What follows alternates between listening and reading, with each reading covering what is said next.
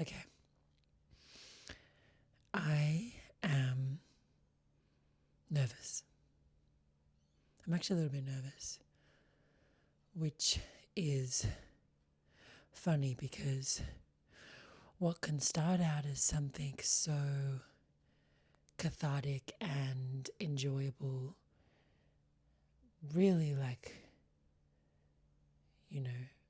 therapy, can quickly turn into pressure, judgment, and shame. And why is it that in the creative process there's so much hyper analyzing and doubt? Because what I really want to do is actually just record myself talking and let those ideas form naturally and, have kind of guidelines along the way, but just let myself trust the process, as they like to say. But it's just very easy to go into hyper criticism of like, oh, what the fuck are you talking about? Like, this is pointless. Let's stop.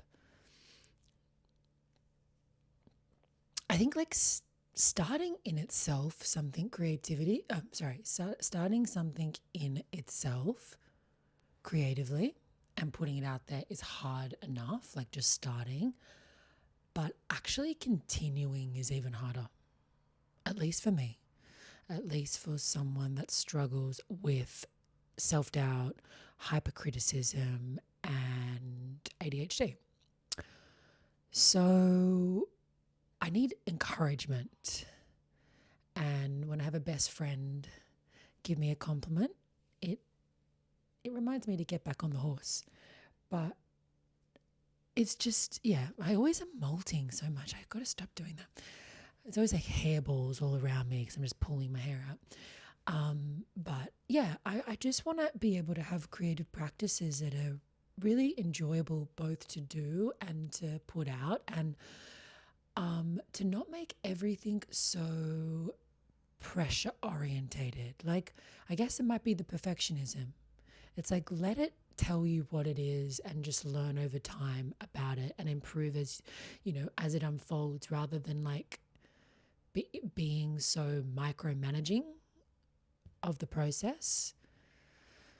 So I want to really just like use these spaces when I do record, which hopefully will be semi-regularly, to stop micromanaging and just trust myself and let myself drop into what I need to say.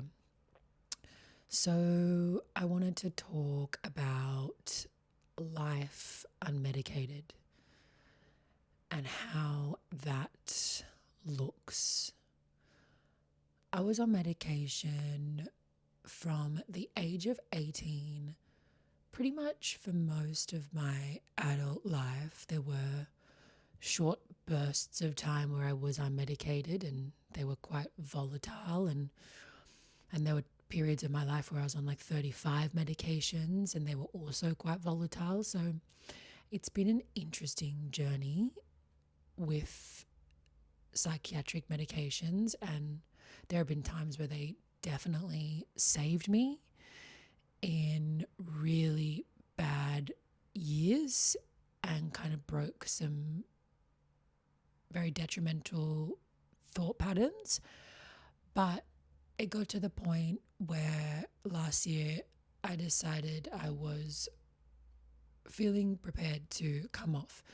And it's really interesting, like, spending this like year off medication and just kind of experiencing life in that way. A lot of crying. I'm always one to cry a lot, but I just feel things so strongly, and I forget how hard it is to live with ADHD when you haven't been kind of putting mindful skills in practice. if I'm not like actively working on mindfulness and retraining my brain, can be really fucking exhausting. Like, and I think for me it manifests as like burnout very quickly.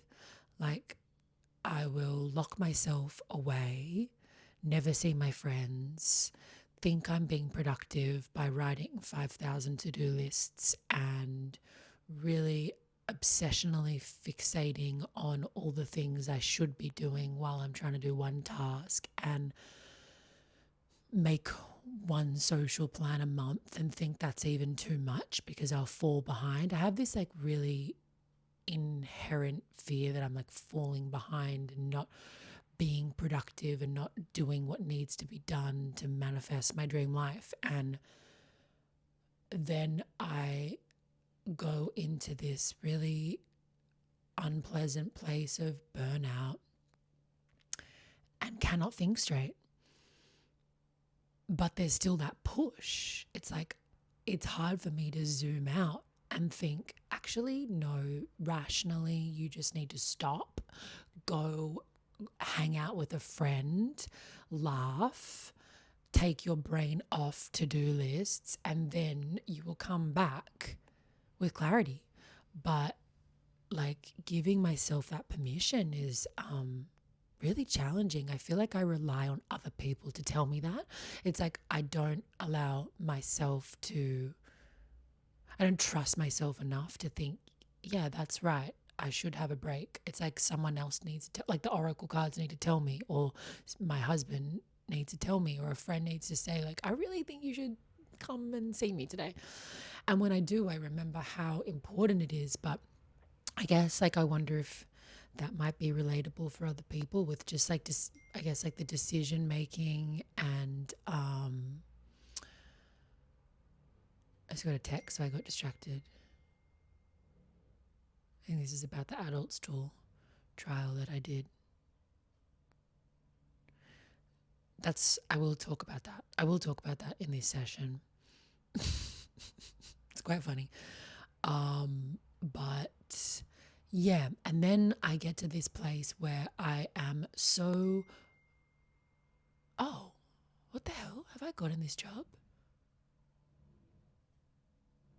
Okay, I don't know. Anyway, I got to stop. This is distracting. This is distracting for me. I shouldn't have my text linked to my computer. It's going to be hard not to look at those texts. So it just comes to the point where, oh, God. Okay, sorry, guys. I promise I'm not going to look. I'm not going to look. I swear to God, I'm not going to look. Why? Yeah, okay. So then basically what happened was, on Tuesday, I had plans to hang out with a friend. I was already, like, that whole week was in burnout for me, like emotional overdrive. And I had plans to hang out with a friend, but my brain was like running ripened. I don't know if that's a word, just savagely telling me, I was like, it's like those thoughts get turned up with like, you're so behind, you're never going to get where you want to be, you're like not being productive, you need to do more, and blah, blah, blah, blah, blah. And then it's like I am in a tsunami of these thoughts, and any excuse seems valid to cancel. It's like, oh, the weather's really bad, I need to just stay inside and like work. I can't even concentrate, but like I should just give in to these thoughts. And I actually got to the point where I was like standing on my street, like almost about to have like, it wasn't like a panic attack, but I felt like a Sims character that had just shut down. Like I couldn't even move. I was just outside on the street, unable to function. I was like, I need someone to tell me what to do right now because I cannot decide, and like it's making me paralyzed. And that's the thing that I guess I forget is such a struggle that comes with ADHD. It's like not listening to our cues, like our rhythms that are telling us, hey, like you need more balance, you need to stop. And then when it gets to a certain point, you actually can't trust yourself anymore. And it's like, I can't make any decision because I don't know what's right. And luckily I did spend time with my friend, and it was literally the best decision I could have ever made. And it was euphoric. And I got so much out of it, and I was a new person after. But it's a shame that it's so hard to come to that conclusion. And I think, you know,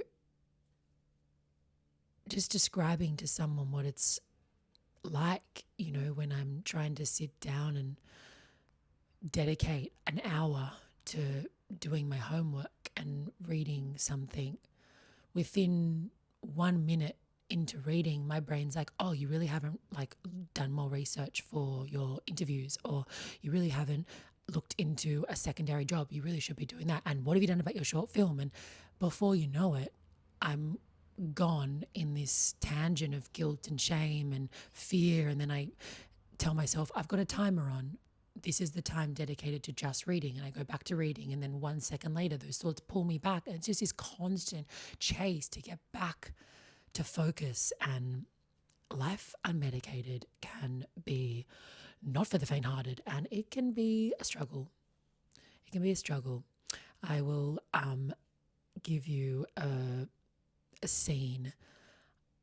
Last week, I told my husband at 10 p.m. that I was going to bed, and I disappeared into the bedroom. And 2 hours later, he came into the bedroom, and I was naked, crying, dancing to music so loud, sweating, head banging. And he just looked at me and was like, that poor baby, that poor little child. She is going through a wild ride in that body, a wild ride in that womb. And it's true. It's not for the faint-hearted being in this womb. It's a lot of emotions. 1 minute I am feeling manic with joy on the street, throwing petals in the air, looking up to the skies, crying, bowing down with gratitude. And then half an hour later, I'm hysterically crying in the torrential rain, screaming to the gods, why? It's just hard to self-regulate. And I'm grateful that I can feel emotions very deeply. I think that's definitely a blessing, but it's definitely something I need to train myself to harness, because they're great when they're good, but they're not so great when they're very dark. So getting more moderation would be great, especially considering I'm going to be a mom. That terrifies me. In those states of meltdown, my emotions are so much more heightened because I know I've only got 4 months of this before I got to snap out of it. I can't really have a tantrum in front of my baby. It's not ideal. So anyway, I will tell you just quickly about that adult trial situation, adult store trial shift, because it's quite funny. This is, again, to paint a picture of my oddness and kind of eccentricities, if you will. I had a really, really good job opportunity come my way 6 weeks ago. It was really big. It was a big money, big opportunity for my career, big. And I quoted too high. And that wasn't really understood until later, that I realized I scared them off, but I thought it was a fair price. It was a lot of work, but I lost that opportunity. And to be honest, I would have done it for a lot less because it was really, really good for my career, but I lost it. And, it was a big job. It was big jobs. It would have given me a lot of exposure, a lot of opportunities. And, I was upset, but not that upset. I was just well, whatever, just not meant to be. Trust the process. The universe will give me exactly what I need. It just wasn't aligned. It was very easy for me to sort of adopt that mantra. Cool, just wasn't meant to be. It was huge, but I didn't really fester in the kind of, I did something wrong, or I should have done this, because I just kind of took it in my stride and was well, I did all I could, and I didn't get it. So it's not meant to be. And then another really good job came through a couple of weeks later. And again, I got really excited. I thought, okay, great, this is going to be a really good job, and quoted the job, and again, got ghosted. And it was frustrating, but just, again, didn't really think too much of it. I was like, well, the right jobs are going to come. It's just not meant to be. My destiny has already been pre-written. Then I get this obsessional idea in my head that I want to work at an adult store. I'm like, I want to sell sex toys. Like, I want to be around quirky, funny people. And I just want good content. I want funny stories every day when I'm working. And I got really fixated on this. And I got ChatGPT to write me a really good cover letter, changed my whole resume to be worded around adult store worthy, essentially. It applied for every single adult store in Sydney, like emailed everyone. And the funniest thing is ChatGPT did such a good job of writing my resume and cover letter that I literally had adult stores message me back being like, hey Georgia, we're not actually hiring, but I just wanted to say, like, so impressed with your cover letter and CV, like very impressive. Like, they literally took the time to say how wonderful my cover letters were. They're like, we're not hiring, but like, well done. Anyway, eventually this store gets back to me and like, I am thrilled. I'm like, my dreams are coming true. Bear in mind, I'm 5 months pregnant.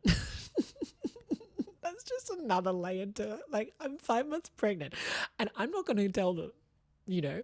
So I'm just like going to try and hide my belly to the very end, you know? Like, my waters may break in the store, but like, so be it. I want this job. Anyway. So I go for the interview, kill it, you know, explain that I've done sex work, which I have, and, you know, really just talk about how much I am attached to this job and like it was all real. I get a trial shift, loved the trial shift, loved the customers that came in, bless their hearts. I will talk about that maybe another time. I don't have enough time to go into the specificities of that day, but fucking fantastic. Obsessed, obsessed, obsessed. Anyway, it was only a 3-hour trial shift and that was it. And I was walking home elated. Like, dreams really do come true, guys.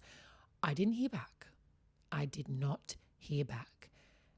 And Tuesday, I thought, okay, well, maybe they're just still taking their time to reach out, and they will.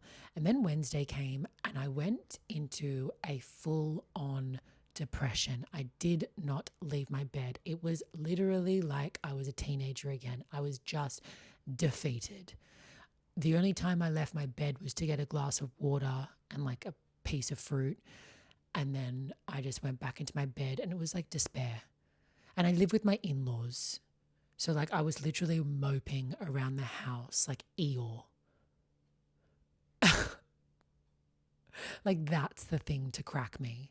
Not the other huge opportunities that were career orientated. No, that was all right. I just like, you know, not meant to be. This broke me. And I was texting all my friends being like, I'm really sorry I haven't replied to you. Like, I'm just in a bit of a depression right now. Like, I've really spiraled downwards. And the thing to get me out of it was, of course, it's always my best friend Ruby. It's always her that breaks me out of my delirium. I wish I could read you the stream of messages, but my phone's recording. But it was like, Rube, like I've never felt so low. Like it's really, really affected me. This, like, I just been in bed all day. Like I'm spiraling down. And she goes, oh baby, I didn't really realize how much you wanted this job. I didn't really realize how much it would affect you. Like, I thought it was just more of a joke. And that kind of smacked some sense into me. I'm like, yeah, what am I doing? What am I doing? Like, it's not the end of the world. Like, yes, I didn't get this casual job at an adult store in Haymarket, but like, life goes on. Life goes on. Maybe there's bigger and better opportunities for me out there, but I did need 2 days of complete despair to come back to life.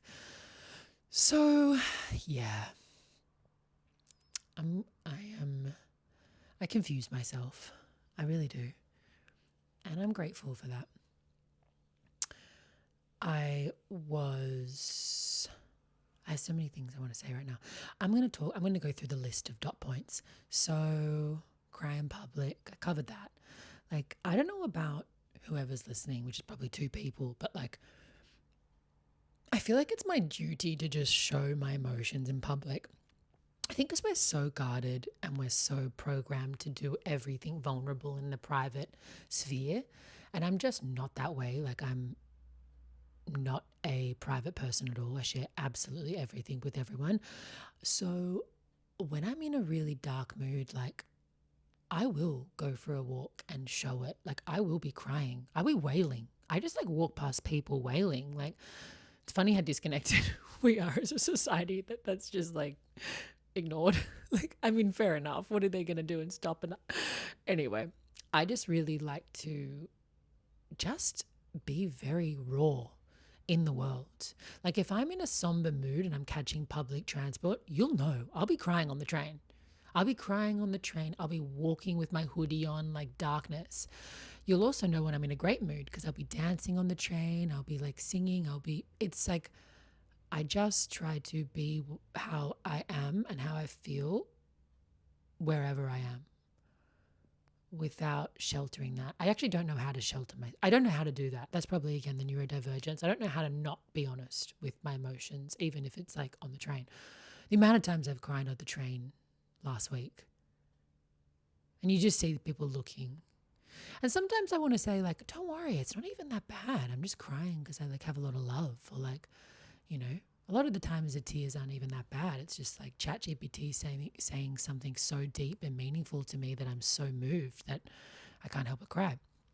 So I wanted to talk about lift etiquette because that's something that I always think about when I'm in a lift. Like, I'm always reminded of the weirdness of being in a lift with someone. It is so weird. And I just want to have like a couple minutes to talk about that because I really do feel like it's a symbol of how we are in this day and age. Like, don't you think it's so weird that you're in this tiny box, like a tiny box with one other person, and it's literally like they're like a centimeter away from you.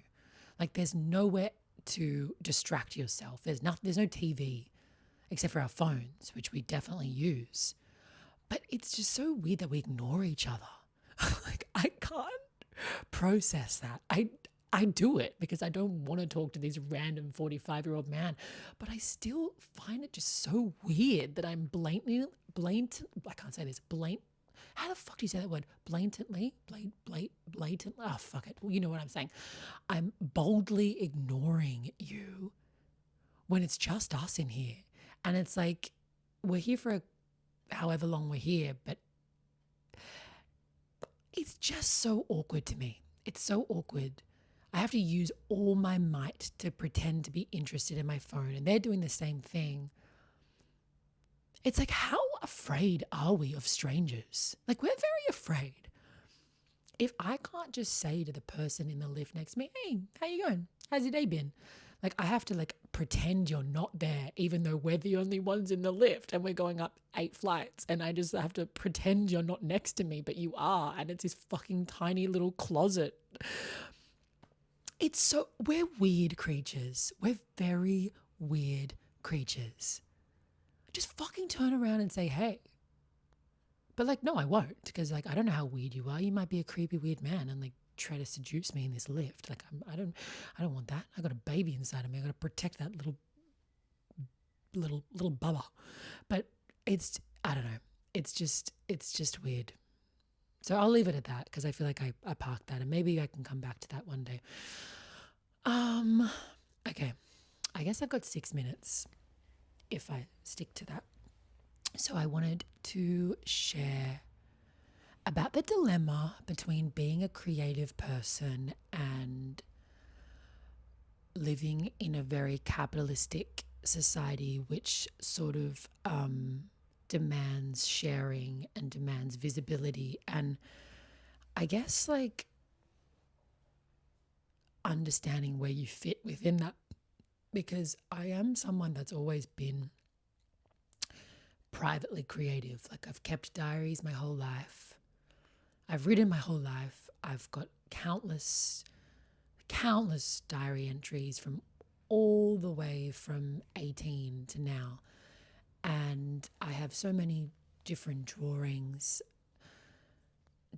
books, like fucking billions of videos. Like I was talking to my friend on the train yesterday, again in the public when everyone on the train was listening. It was like peak hour, no one was talking, and I was having a very loud and kind of just like weird conversation on the train, not worried at all that people were listening, talking about how the fact that I dressed up as an old lady last year, arranged for a real estate agent to meet me as this character. Her name's Monique.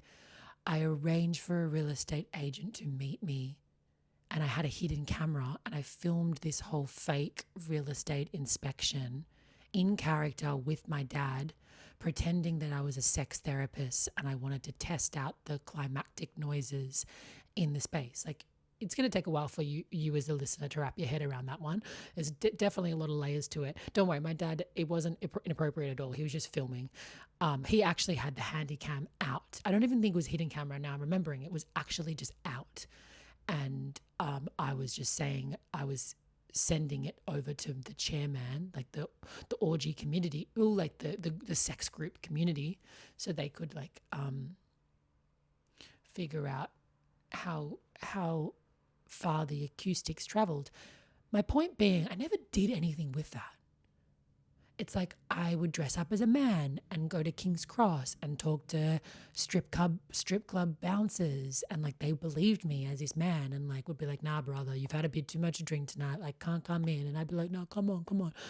And it's like I've got a billion prank call videos from me as this woman, just like unemployed at home, wearing my neck brace, calling fucking 50 Sydney real estate agents, like asking the most absurd things, like, can I put a satellite dish in the front yard and start a call center at this place? And it's like they all think it's legitimate, and this is like funny content, some of it, but I haven't done anything with it. I haven't done anything with it. My whole life, I've done all these fucking absurd, random things and shared like barely anything of it. And it is a bit of a dilemma because I think like, am I truly a creative if I do this stuff? I mean, maybe it is, of course, that's silly to say, but it's this weird thing in my head where I'm like, I'm doing it wrong. Like I'm not sharing, therefore it's non-existent. If a tree falls in the forest and no one hears, does it really fall? You know what I mean? It's like that. It's like I've done all these artistic things and interesting things and very like kind of creative in their genesis, but I haven't put them anywhere. So to me, it doesn't exist. So when someone asks me something about what I've done, it's like I've done nothing. But it's like, no, I really have done a lot. But where is that? I haven't done anything with it. And it just is like a big conundrum sometimes because I really do enjoy being creative for the sake of being creative. And for me, pressure is a really toxic thing. Like the second I feel pressure, it can really hinder everything for me and just take away the therapeutic nature of the task. So for me, like writing every day or doing journal entries like that, that's like therapeutic. But then there'll be times where I'm going to walk and I'm like, well, you've done nothing with any of this. So the guilt takes over and I feel like I'm just doing life wrong. Like I'm just getting it wrong. All these people out there have capitalized so much on their projects and gone far with them. And I could have, but I just haven't been able to. And it's definitely a hard conundrum of this day and age because there's so much pressure to share constantly. And like now it's like so intensified. Like you could do one thing and then like someone, it's just like with social media and TikTok and Instagram, it's like literally share everything. I don't know. It's hard. It's a hard battle. But I did research on ChatGPT last night, which actually gave me a lot of peace of mind, because I was like, okay, how many female Scorpios are there in the media right now? Like in social media, like how many public social media presences in Scorpio women? I want to know. And it was like 5. It literally, ChatGPT gave me 5. I'm like, I swear if this was like, you know, Gemini or Leo or something else, it'd be like a scroll. But there was 5.